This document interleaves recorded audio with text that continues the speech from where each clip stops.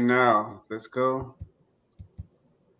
to the streams. Still Hit go not live. working. Just give it a second, man. I just, Here we go. I just. Here we Okay. go. Here we go. Here we go. We're live. We're live. We All are right. live. We are live. All right. Episode 10, coming off of Creole Festival Yes, in ladies Atlanta, and gentlemen. Georgia. You are listening to Roots, Heart, and Soul. Yeah, Roots, baby. Heart, and Soul podcast. Again, really thankful for everyone who joined us for Creole Festival this weekend in Atlanta, Georgia. What a great event that we had. We're starting a little late today. I'm not sure if we're hungover. I think our laptops are hungover. The city might be hungover. Everyone's traveling, trying to get it back home and everything Let like me that. tell But, you, man. we are here, Yes, we we are are. here. Yes, we So are. on this episode of Roots Heart Soul podcast, Roots Heart Soul podcast based off my book Roots Heart Soul on Heritage Radio Network, we are very, very proud to have. I'm surprised I don't have a suit on, to speak to this distinguished gentleman over here. Yes. Yes, we need to have a suit and tie. Have a dapper Dan's on, But here it is. We have the great Kevin Mitchell here at Roots Heart Soul podcast on Heritage Radio Network. Kevin, welcome to Roots Heart Soul. Thank you. Absolutely. Thank you so much. Welcome, I'm happy to be here. We are so very honored that you get to do the 10th episode of this podcast. Yes. Wow. This everything is falling into place, I have to say. So we are deeply honored, Kevin, that you could join us on the platform. Thank you. Thank you for having me. We're super excited to have a conversation with you and really listen to all the things that are important about Black culinary. So, ladies and gentlemen, welcome to Roots, Heart, and Soul, and welcome to the distinguished gentleman, Kevin Mitchell. Now, he's got a resume. I know, right? The length of my two arms. Now, you know what I'm saying? Hey, when we get some money, we get some background music, for these resumes that you're raising. But, go ahead and tell everybody about Kez's resume, please. Charleston, South Carolina-based culinary historian, author, educator, chef instructor, and program ambassador for the Culinary Institute, not only of Charleston, but an adjunct lecturing instructor for the Culinary Institute of America. Co-author of Taste of the State, South Carolina's Signature Foods, Recipes and Their Stories, and Taste the State, Georgia, Distinctive Foods and Stories from Where Eating Local Began. Chef Kevin is on the board of multiple organizations, including a national board member of Slow Foods, member of the Southern Foodways Alliance, Culinary Institute of America Diversity Board, and board member of Carolina Gold Rice Foundation. Chef Kevin Mitchell is most recognizable and accomplished chef as both an instructor and culinary historian and scholar for historical foodways of the American South. He works tirelessly to preserve Southern ingredients and champions the historical significance of African Americans in the culinary arts. I'm going to stop right there, and we're going to dive right into this conversation. Yes, let's do it. Let's do it. Go ahead, Stephan. I'll let you have the floor. I know you guys are. know each other. No, listen. It's not only that you guys know each other, but the amazing accomplishment that both of you have, and especially as champions of Black culinary foodways, is extremely important. So I'm going to let you have the floor and start the conversation. Well, you know me, I dive right in anyway, because one thing. Well, first of all, before I talk, to everyone or ask Kev, questions. I have to say that years ago, Kevin said something to me about culinary teachers. He said some people say, if you cook, you're a chef, and if you can't cook, you teach. I'd be remiss to say that he's probably the full opposite. He's a cook that teaches. and I don't care what kind of kitchen he's in. I've cooked next to him, besides him. I sat down, and eaten his food and things like that. So I think he's removed that moniker, that no longer, can we just say that people who can't cook are just become teachers? I mean, Kevin has blazed the way, for that. But let's get right into it, Kevin. So, the scholar, scholar is always in your moniker, that we hear, and I really want to understand.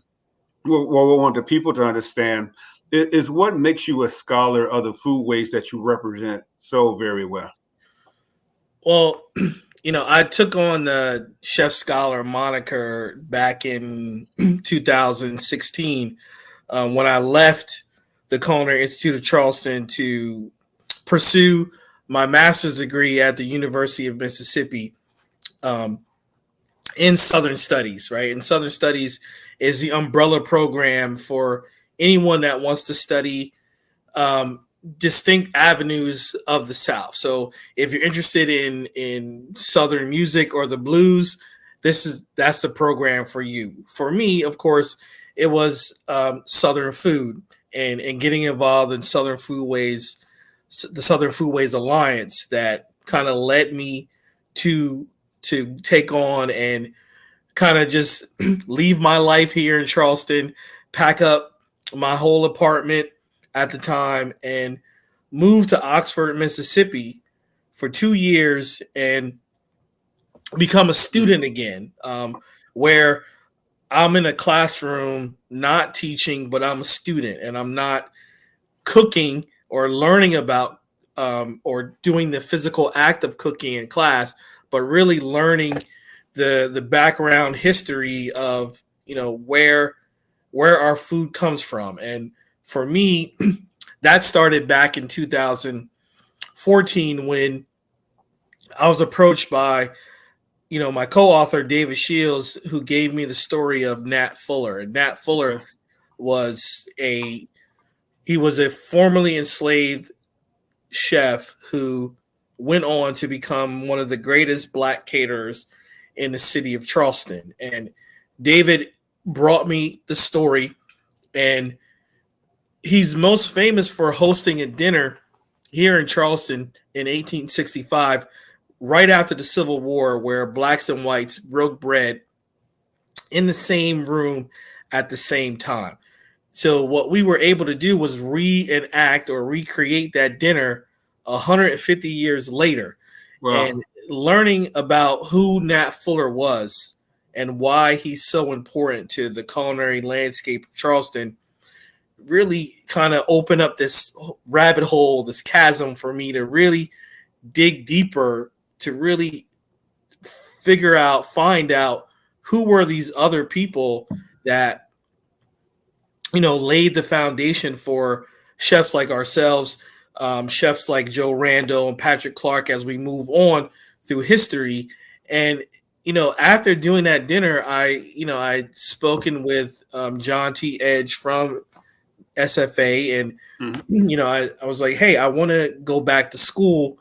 And I was in a program for education. I was getting my master's in education, and most people laugh at me because as an educator, that program did not really appeal to me. Like, I was in the program, I was doing really well, but it did not appeal to my heart. It did not appeal to, me wanting to find out who I am, who I was as a chef.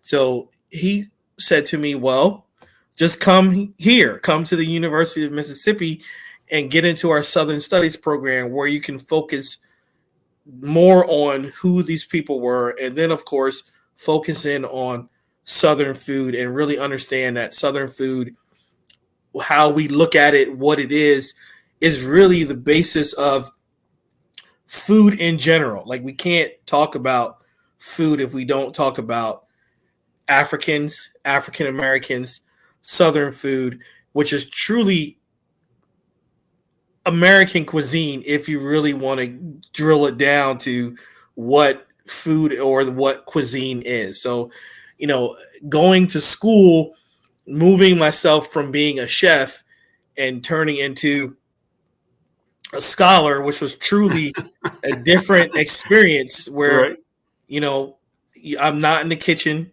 I'm reading Did you 3 books a week. did I'm you writing lose papers, huh? did you lose your legs after that? I mean, did you your legs after 2 years of being down there? Did you lose No, your sea legs no, getting back in not the really. kitchen? I was able to still keep involved in Okay. food, and of course, SFA does the symposium every Hmm. fall, so I was able to work with chefs who were coming in, to be involved in symposium. So it still kept me in, and of course, I cooked a lot at home in my apartment.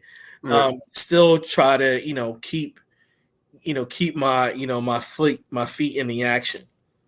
I got one more quick follow-up question, Stefan, and then I'll let you go. I just want to understand what the Nat Fuller, that you're talking about, and in the terms of saying that he was a catering and everything like that. But in 1865, was that considered being a chef, or was it considered domestic labor? How was it received, from the public standpoint?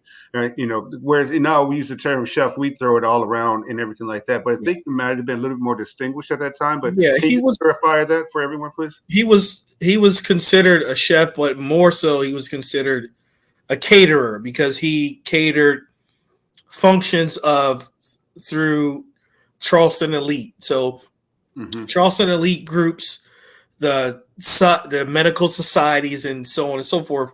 If they were having a function, a banquet, a party, Nat Fuller was the guy to go to. And Okay. if you did not have your function catered by Nat Fuller, you ain't doing nothing unless it Right. was done by Nat Fuller and some of his predecessors. So, he still was considered a chef because, he purchased goods like chefs do.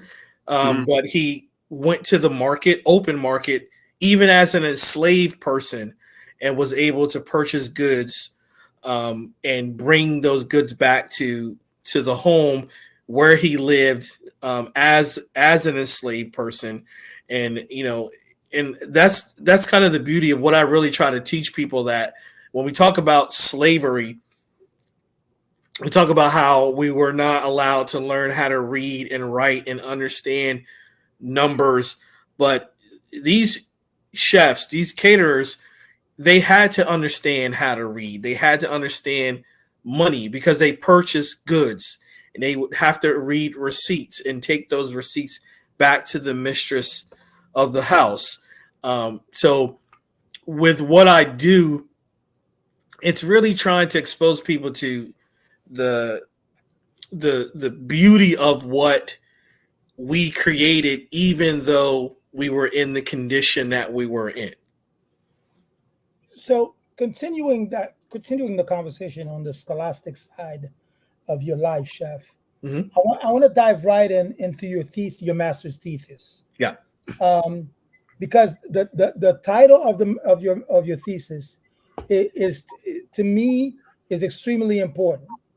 From black hands to white mouths. How do you define that? What is the importance of those two words?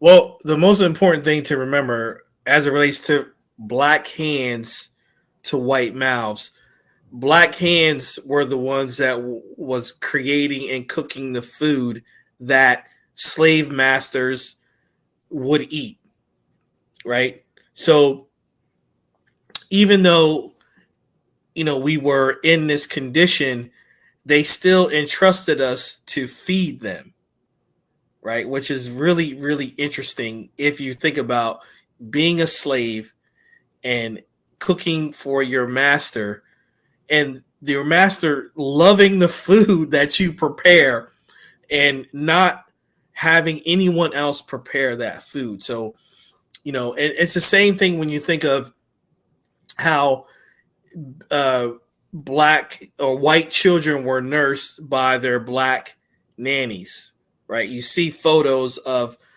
small children being breastfed by black women, right? So it's all kind of encompassed in the same thing, right?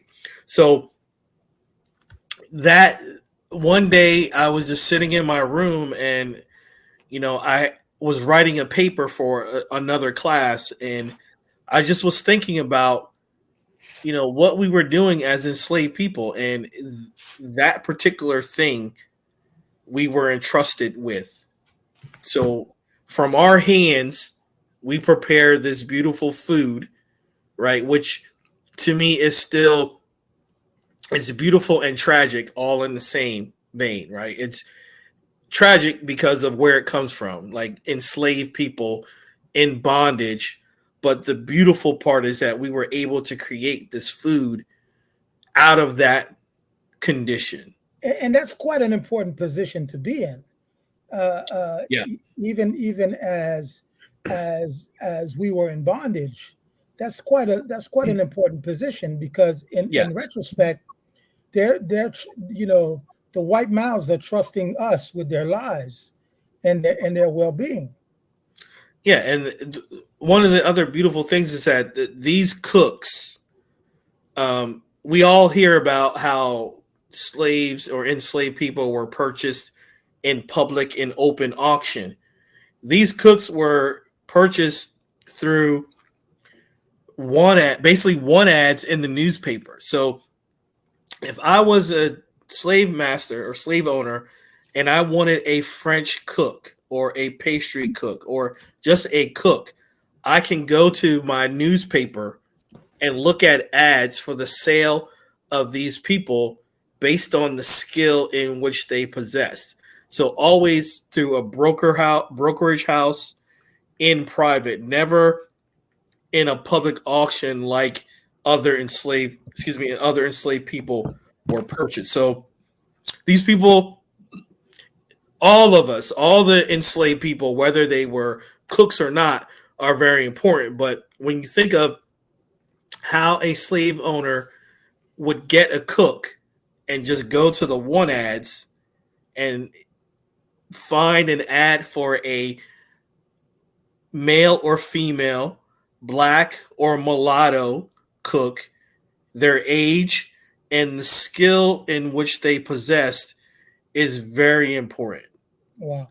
So just a quick question though, understanding. Let me remind her it's a Roots Heart Soul podcast, Heritage Radio Network. We're a little bit at 15 after the hour here, but I just want to make sure that we are understanding that you're saying that at these slave auctions and things like so, that the cooks were uh, purchased there, as slaves, during that point in time. But also there seemed to be some colorism and classism that went along with that Yes. too. Certain foods were produced by certain people based off their color and not necessarily off the skill set. There was a perception of what a cook could be at that point in time as well. Yeah. Is kind of what you're saying? Yeah. And also based on their specific skill. So if you were a French cook, you had a certain skill. If you were a pastry cook, you had a certain skill, and based on that skill would determine how much you were worth monetarily as well, right? So Wow. someone that worked in the field that was a 15-year-old male was worth a lot of money because they can tend the fields better than someone that, of course, that was a lot older. However, these cooks would be purchased at a 20, 30, sometimes 50% premium over enslaved people who just worked the field based on that skill that they possess. So those people, those enslaved cooks and chefs were very important, very skilled, and they, even then people realized and understood their worth not only as a cook or a chef but also monetarily as well. Let me dive into something, which I think is Charleston, South Carolina. Sort of very important in the story of not only the South but the story of black people in general. because it's a major port, Yep. where boats docked. Tell me, Charleston is a city. I would like to know its importance historically when we are discussing the Black culinary story. Well, when slaves were brought to this country, we know first a good bit of them, as they're making the journey from Africa to the new land, um, a good bit of them were dropped off in the Caribbean. So, Jamaica, Bahamas, Haiti, all these Caribbean countries. And then the last of them are being dropped off in America, specifically Charleston.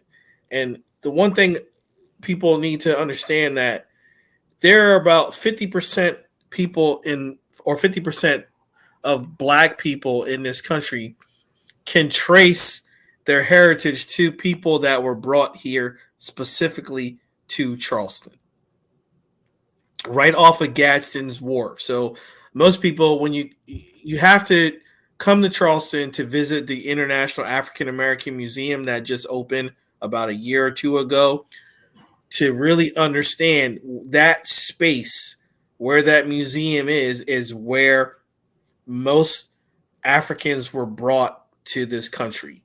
And then once they were brought here, most of them, of course, stayed in this area, and then some spread out. And then, of course, at the end of slavery, we see this migration of us moving towards the north, right? So Charleston is very, very historically important,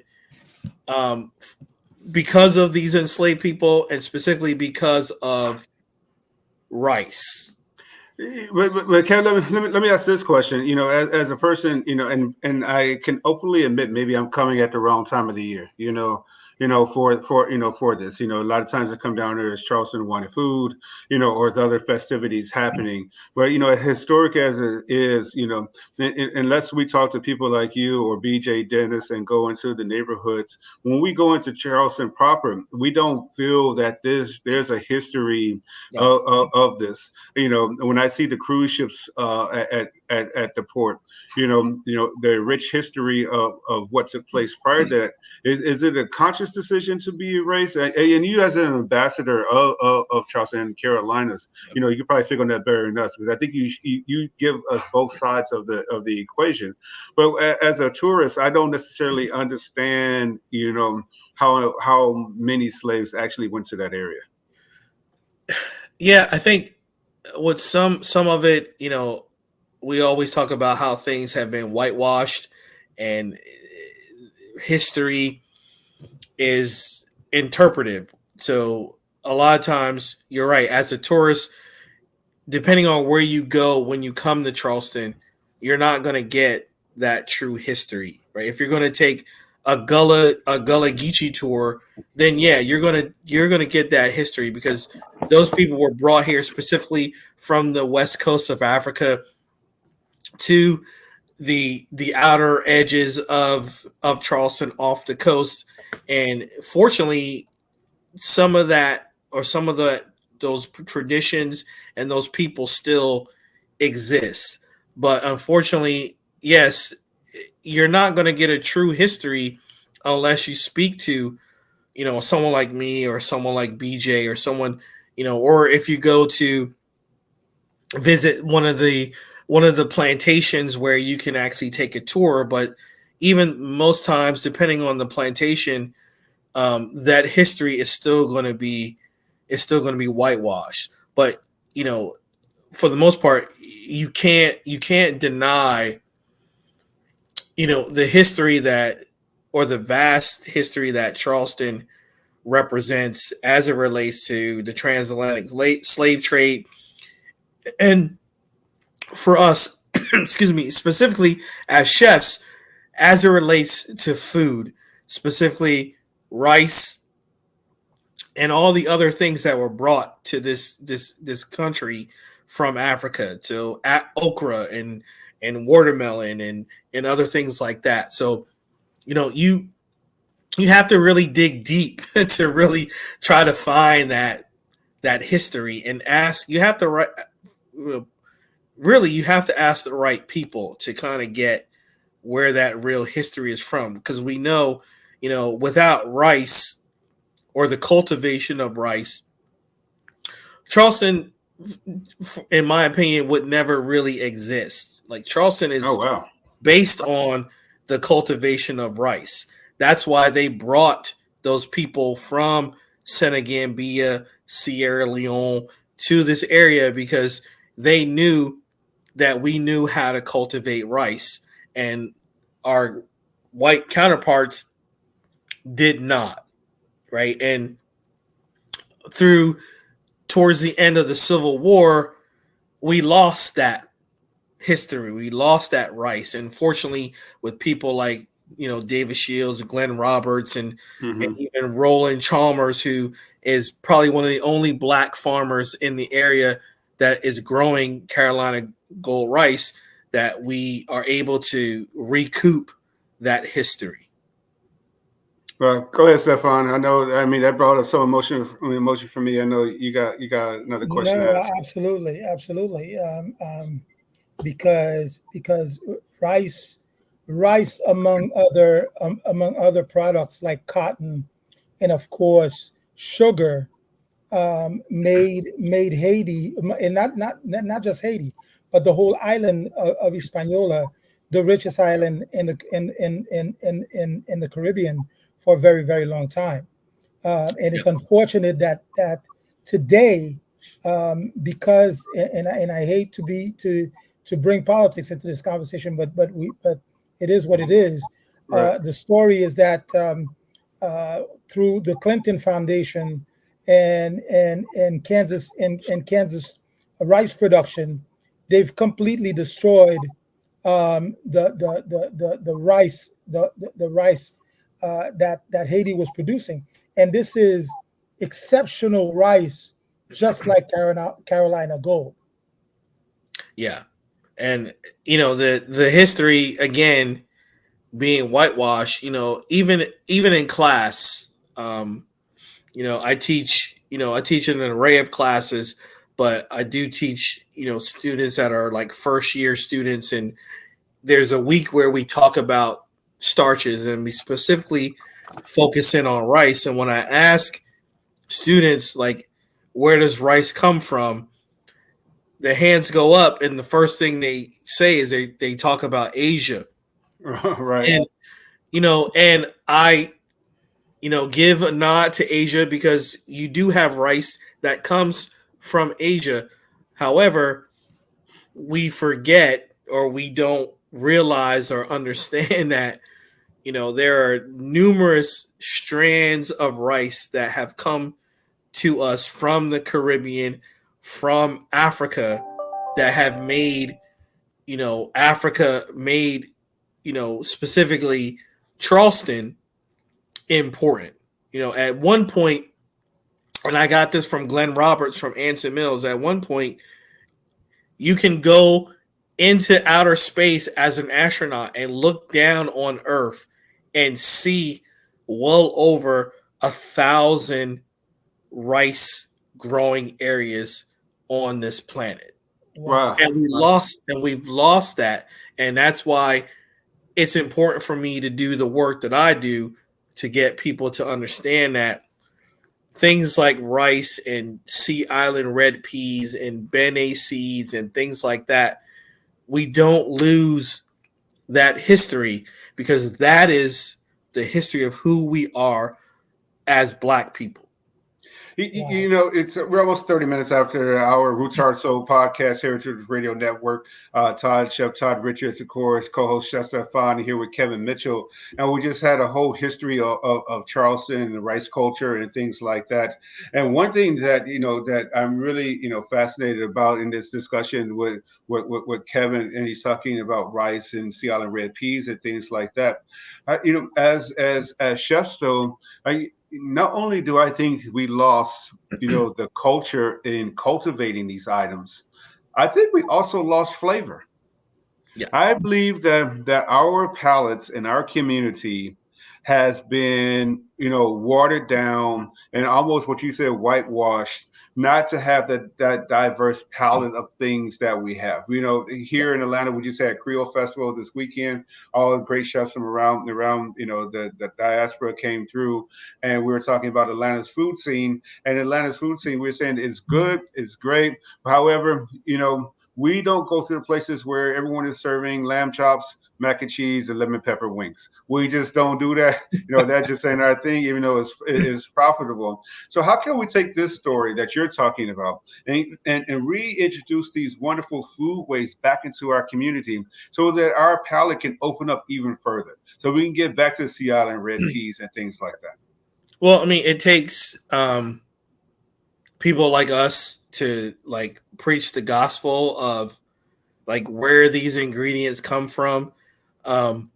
We have to reach out to the farmers, the producers who may have heirloom seeds that can be replanted right in the ground to bring these things back. And one of the projects that I'm working on is it's a television show that will reintroduce a lot of those things back into the culinary landscape. And you said it very well by saying the flavor, right? The flavor of Southern cuisine has been lost, right? And what is really important is for us to go back to searching out those heirloom ingredients. So with the television show that we're working with PBS called The Savors of Flavor, what David and I are doing, we are traveling through the South and we are looking for those ingredients that made Southern food what it was.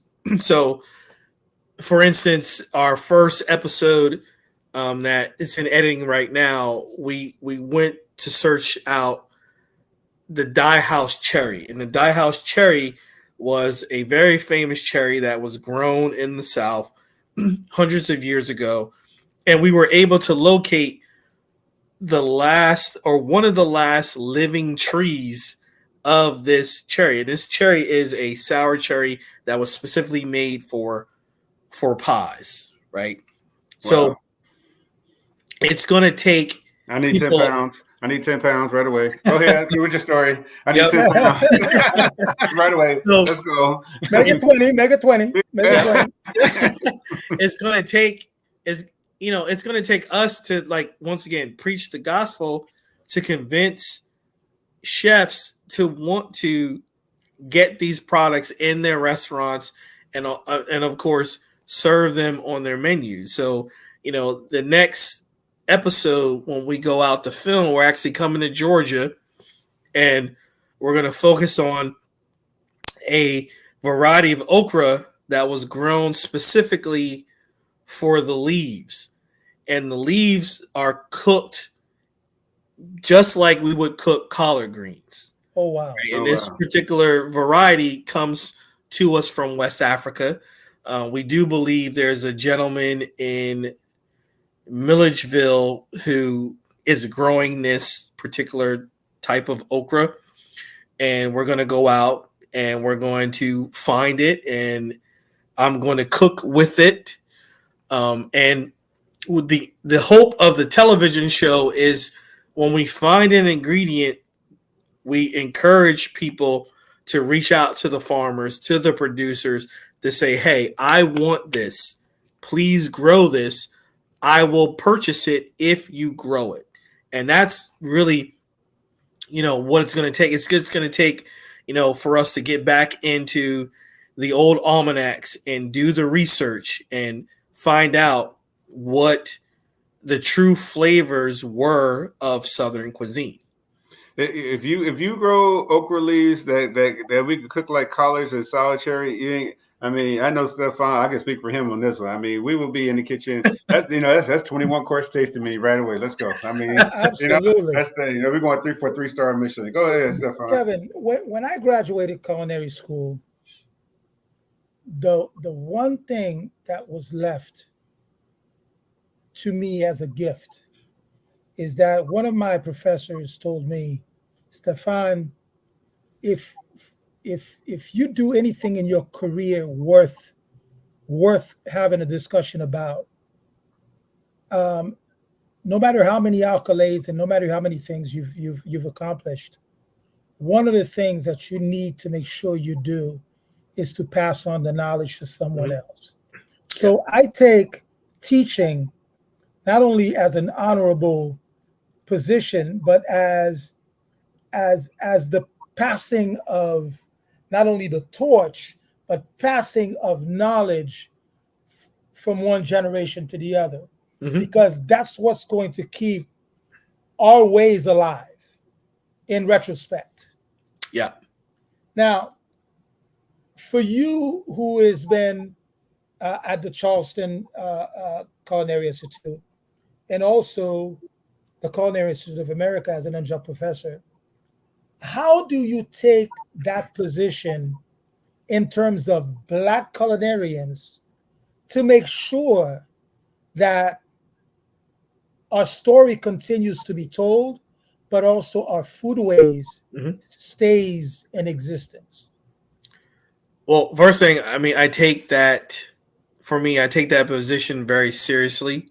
I know, I'm at a point in that student's career where they're just coming in and they're interested in food and they want to be a chef and they want to, be on Top Chef and Hell's Kitchen and all these other television shows. And, I'm very honest. I break it down. I may hurt some feelings sometimes in the classroom, but I'm very open and very honest to say, hey, first of all, let's forget about the TV stuff and understand that, this profession, this is something serious. We don't play around with it. And, in my classes specifically, I go off the cuff. I'm not always one to go and just do what, the curriculum states I should teach them. I just teach them what I feel that they need to know as a young culinarian. And hopefully what I'm showing them is something that they take to the restaurants where they work, to the chefs where they work. And, specifically in some of the beginning classes, like today, I teach basically a fundamentals class. So it's a class where students are really trying to understand about culinary. Like, this is where they're learning the basic knife skills. They're learning, like today we did the basic soups and sauce making. So we break it down. We talk about the mother sauces and things like that. But what I also do is I assign each one of those students a chef to research. Okay. And what I do, and they don't really catch on a lot, but I have a good mix of Black and white students. And for me, the white students, I always assign them a Black chef. Oh, you're doing the Miyagi moments over here for these kids. Forgive me if I'm wrong, but like today, I assigned students Patrick Clark, Edna Lewis, Joe Randall, Daryl Evans, people like that who are very important in what we do as chefs, so they understand who these people are. So once again, it's very serious for me. It's an honor to be able to do that. And when a student, white or Black, when their eyes light up and that light bulb goes off and they really understand what I'm trying to teach them, whether it's about rice, whether it's about why someone like Patrick Clark is important to what we do, that is what does it for me, right? And when they come back to me and say, Chef, I appreciate you taking me down that path and showing me what's most important. Like the Top Chef and the Hell's Kitchen and all these other competitions, that's entertainment. I watch those shows. I love them. I tell my students that all the time. But So go ahead. no. So Kevin, one of the things that happened to me is that in 2010, right before Haiti's devastating earthquake, I went back to Haiti. I moved back to Haiti with some very important intentions. And when I walked into the culinary schools and saw the curriculum, the teaching that they were receiving, the students were receiving, was about French cooking and Yeah. French this and French pastry and nothing, absolutely nothing about Haitian foodways, almost like it was unimportant. And I had to push the envelope to say, what are you guys doing? Yeah, and I think what needs to happen is, culinary schools across the country, they need to embrace, the food of the Caribbean, the food of Africa. They need to incorporate it into their curriculum, which is something I've been trying to do at the Culinary Institute of Charleston.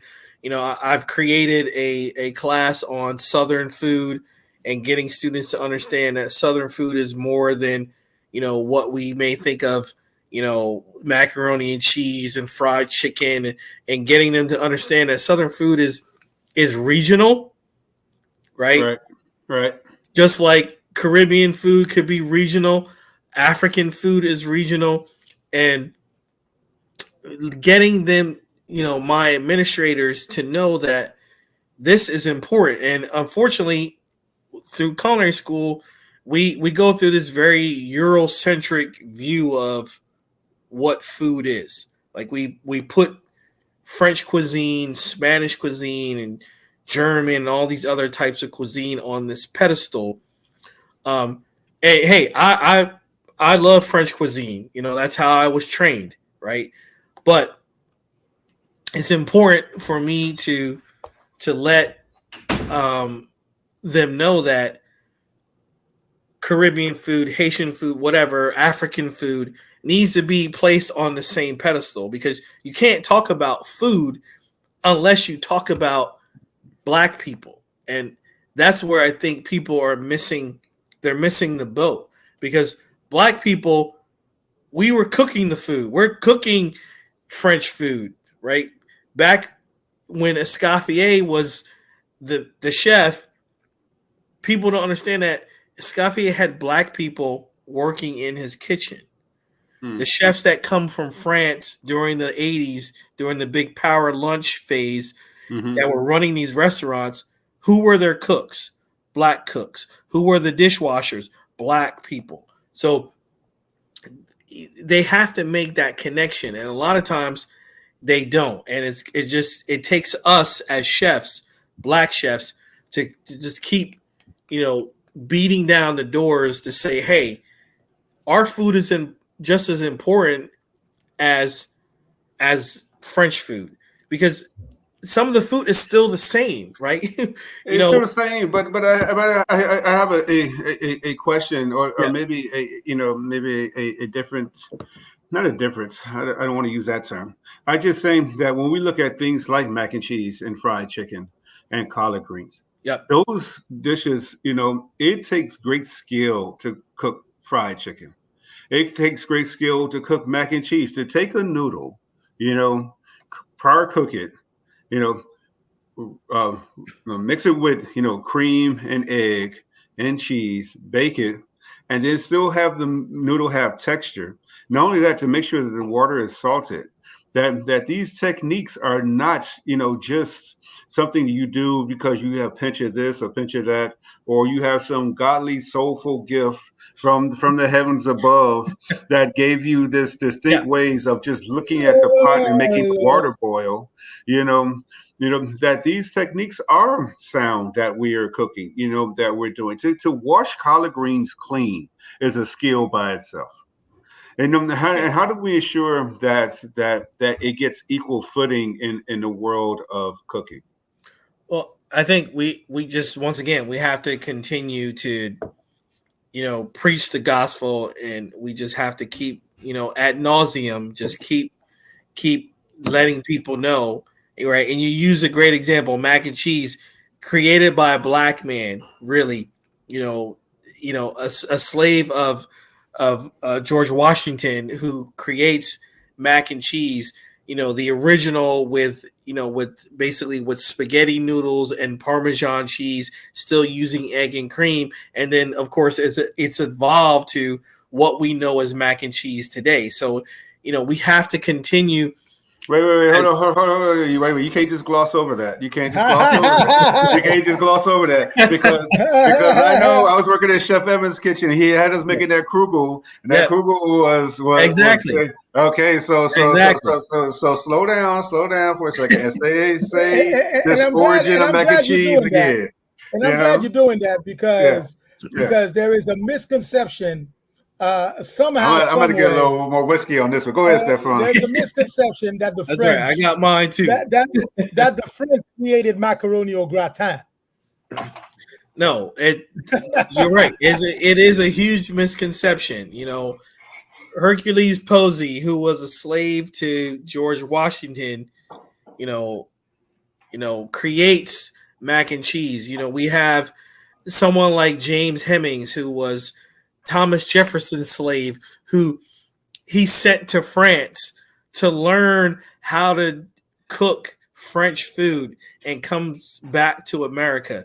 So that's where the problem is, because we have these misconceptions and people don't read or research where things really come from. And that goes back to things being whitewashed. And that goes back to us not really getting the due or the credit that we deserve. And someone like me and other people like yourselves, it's important that we just keep saying, hey, I know you think this came from France or this came from this person, but no, sir, no, ma'am, this is where it really comes from. Right. And, and also it's just going to take people the ability to understand and recognize the truth. Right. Like as we say, game recognize game. Right. We have to, our counterparts have to, just be able to understand that, hey, they don't hold the market on everything. Like things we've created that you have taken from us or you have appropriated from us, right? Just give us and I think that's what's most important. Give us our due. Do you have that recipe? Do you have that recipe from a restaurant or something like that? I can find it for you. I can find it for you. I think we're gonna do the mac and cheese challenge, Stephan. I think we're gonna challenge every chef from the diaspora to get on there and do it. But I think even more next year, Chef. We have to find. I would love to find a way to bring Kevin to Haiti for a visit. Yeah. And have you, do even a short lecture for culinary students in Haiti to give them. I think we lost Stephan for a second. I'm sure he'll be right back. Their own foodways, and also Stephan, we lost you for a second. Can you repeat that last part you get? To not only show these students. So what I was saying is, to have you come down, even to do a short lecture, and show these kids how important it is that their foodway is put forward, but also some historical content in terms of the macaroni au gratin. You're right, and it's very important that it's when I talk to my students, it's like, hey guys, it's more than just about like food, and you're gonna make this beautiful chicken chasseur. It's more about putting that piece of chicken in the pan. It's more about understanding where it comes from, and for me specifically, is understanding the story of the people in which it comes from. Because without the people, we don't have that history. We don't have those stories. We don't, and a lot of it is passed down orally and through our ancestors, and hopefully we write things down, and we know, and just like the memes and things that come out, that we season things until the ancestors tell us not to. Right. That is a true statement. Like, most people know I learned how to cook at the feet of my grandmother, and she didn't write things down. She didn't want to write things down, and I would ask her, and she would just say, "You know what? You got to figure it out. You have to figure out when there's too much salt." But let me say this though. What makes it so wild as we talk about mac and cheese. We went through a lot of history, and this is where always at the end we get into the fun part of these conversations. When you think about when molecular gastronomy was at its height, with Ferrari on the dryer, was doing the powders and everything like that, and I'm like, hell, they nothing but a box of Kraft macaroni and cheese, some dehydrated cheese powder and some tapioca milk injection. If I don't know how to do this, I don't know how to cook. There's a lot of things that we inherently have done, that we don't get the credit for. But also, I guess my next question, as we kind of wrap up here with 51 after the hour, is to understand, what new dishes are coming out that we should make sure that we attach ourselves to. What things that you might see renditions of, and I give things that that we make fun of, like lemon pepper wings. So lemon pepper wings is something we make fun of, but that's Black strip club, strip club culture, and those are things that, that if we can sit there and talk about hip hop and throw dollars in there, then you have to talk about the food behind it. What's the difference between that and the juke joints of yesteryear? Is there any dishes in your mind that we need to really attach ourselves back to, or things like that we need to make sure that we're telling the story of moving forward? I won't say specific dishes, but I'll say we need to go back to specific ingredients, right? We need to go back to things like okra. There's many different ways we can use okra, deal with okra. I actually am working on something that kind of goes back to paying homage to my grandmother and her stewed okra and tomatoes, and basically turning that more into not something hot, but something cold, or like a salad where, where we're roasting the okra, we have the tomatoes, but the onion is more of a caramelized vinaigrette or something like that. So I think what's most important is once we have to just understand where the ingredient comes from and how to use it. Once we understand how to use it, we can take it to another level. And you're right, Kraft macaroni and cheese, you're using cheese powder or tapioca, maltodextrin, and I think it's it's up to us to understand how to use those techniques and those chemicals, because we've been doing it for years. Like sauce and gravy really are one and the same thing, and I learned that lesson when I went off to culinary school. My first year, I come home to visit my grandmother, and she's, she used to make these beautiful meatballs with over grits, meatballs and grits, right? And she makes the meatballs and she throws the flour in the pan, and of course in France we're thinking, hey, she's making a roux. Right, and she's making this beautiful, for us, gravy, but really, when we look at it at culinary school, it's sauce. So I remember saying to her, very stupidly trying to compare what she was doing. That was, I was like, hey, I'm this foo, like I got this culinary French training, and and she put me in my place, and she's like, boy, I've been doing this for you for 18 years, and because you go off to this fancy culinary school, you want to come home and tell me that I'm doing something wrong or I'm not doing it the French way. The Right? French way. I'm like, but when I think about it, what she was doing, she was making a roux. She was adding liquid, whether it was water or stock, and making a velouté or whatever, and then braising these meatballs in this sauce or gravy, and then putting in a bowl over grits.